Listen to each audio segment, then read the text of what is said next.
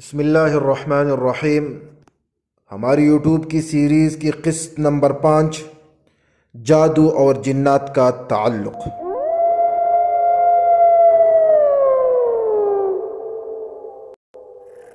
السلام علیکم ورحمۃ اللہ۔ پیارے دوستو، آج ہم ایک ایسے موضوع پر بات کرنے والے ہیں جو زمانہ قدیم سے انسان کی ذہن کو حیران کرتا آیا ہے۔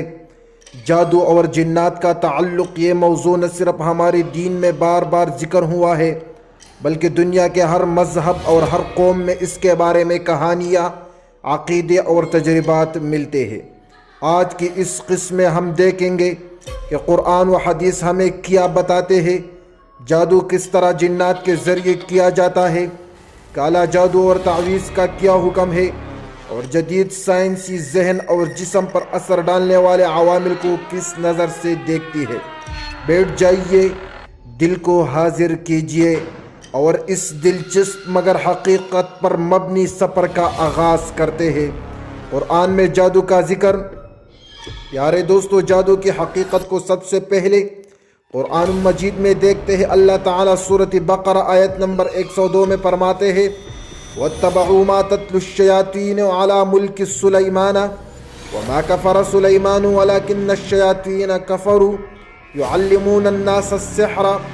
ترجمہ: اور یہ لوگ اس چیز کے پیچھے لگ گئے جو شیطان حضرت سلیمان علیہ السلام کے زمانے میں پڑھا کرتے تھے۔ حالانکہ سلیمان علیہ السلام نے نہ کفر کیا ہے، لیکن شیطانوں نے کفر کیا اور لوگوں کو جادو سکھاتے تھے۔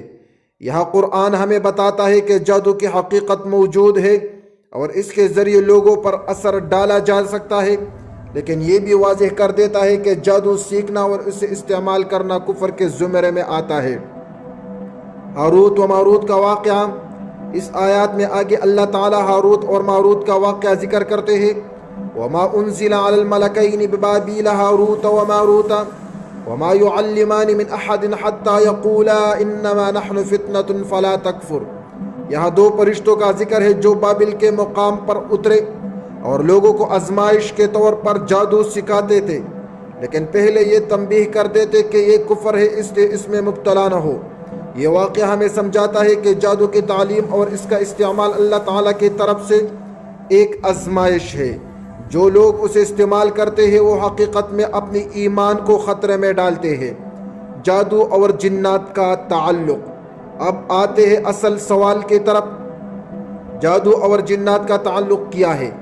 پیارے دوستو، جادو کی کئی قسمیں ہیں، لیکن زیادہ تر جادو اس وقت اثر کرتا ہے جب اس میں جنات اور شیاطین کا سہارا لیا جائے۔ جادوگر عام طور پر شیطانوں کے ساتھ معاہدہ کرتا ہے، ان کو ناپاک کام، شرک یا کفر یا الفاظ پڑھ کر خوش کرتا ہے، اور اس کے بدلے میں وہ شیاطین جادوگر کی مدد کرتے ہیں۔ حضرت عبداللہ ابن عباس رضی اللہ عنہ کا قول ہے کہ جادوگر کفر کے کلمات پڑھتا ہے اور شیاطین کو خوش کرتا ہے، تب جا کر اس کے حکم پر عمل کرتے ہیں۔ کالا جادو اور اس کے اثرات۔ کالا جادو سب سے خطرناک قسم ہے۔ یہ انسان کے صحت، ذہن اور زندگی پر براہ راست اثر انداز ہوتا ہے۔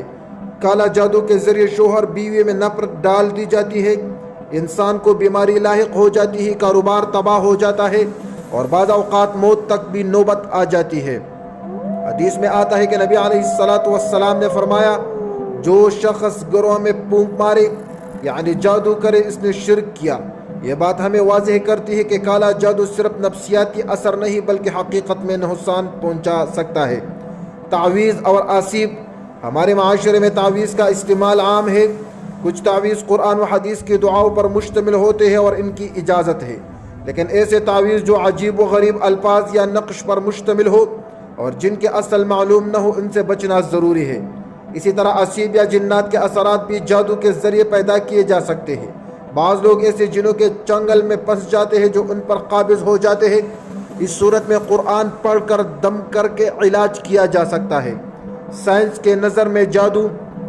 اب ذرا جدید سائنس کے ذریعے آتے ہیں۔ سائنس جادو کو مافوق الفطرت طاقت نہیں مانتی، لیکن وہ مانتی ہے کہ ذہن اور جسم کے درمیان گہرا تعلق ہے، یعنی کسی کے ذہن کو قابو میں کر ہائپونس کے اس سے خاص کام لیتا ہے۔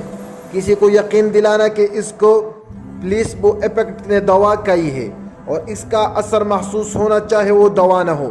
کسی کو یقین دلانا کہ اسے نکوب و ایفیکٹ نقصان ہوگا اور پھر اس کا جسم واقعی رد عمل دکھائے۔ یہ چیزیں ہمیں بتاتی ہے کہ انسان کا ذہن بہت طاقتور ہے۔ جادو بھی اسی ذہن کمزوری کو استعمال کرتا ہے اور شیاطین کے مدد سے حقیقت میں نقصان پہنچا دیتا ہے۔ مائنڈ کنٹرول اور فزیکالوجی مینپولیشن۔ آج کے دنیا میں مائنڈ کنٹرول کے طریقے بھی استعمال کیے جا رہے ہیں۔ میڈیا، موسیقی اور سوشل میڈیا کے ذریعے لوگوں کی سوچ بدلی جا رہی ہے۔ یہ بھی ایک طرح کا ذہنی جادو ہے۔ شیطان کا سب سے بڑا ہتھیار انسان کے ذہن پر قبضہ کرنا ہے۔ اسلام میں جادو کی ممانعت۔ اسلام نے جادو کو سختی سے حرام قرار دیا ہے۔ نبی علیہ السلام نے فرمایا 7 ہلاک کرنے والی چیزوں سے بچو۔ صحابہ نے پوچھا یا رسول اللہ وہ کون سی ہے؟ آپ صلی اللہ علیہ وسلم نے فرمایا شرک، جادو، قتل حق۔ یہ واضح دلیل ہے کہ جادو کفر کے قریب تر ہے اور اس سے بچنا فرض ہے۔ جادو سے بچاؤ۔ اسلام نے ہمیں جادو سے بچنے کے لیے بہترین ہتھیار دیے ہیں۔ 5 وقت کی نماز پڑھنا، قرآن کی تلاوت، خاص طور پر سورۃ الفلق اور سورۃ الناس، آیت الکرسی ہر نماز کے بعد پڑھنا، گھر میں اذان دینا، یہ سب چیزیں شیطان کو بھگا دیتی ہے اور جادو کے اثر کو توڑ دیتی ہے۔ پیارے دوستو، جادو حقیقت ہے، لیکن سب سے بڑی حقیقت اللہ تعالیٰ کی طاقت اور حفاظت ہے۔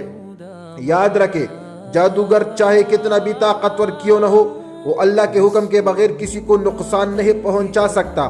ہمیں چاہیے کہ ہم اپنا تعلق اللہ کے ساتھ مضبوط کریں، قرآن کی تلاوت کو اپنی عادت بنائیے اور ہر شر سے اللہ کے پناہ مانگے۔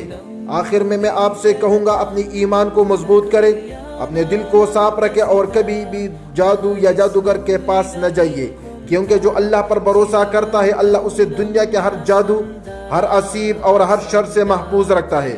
جزاک اللہ خیر۔ اللہ ہمیں اور آپ کو ہر شر سے محفوظ رکھے، آمین یا رب العالمین۔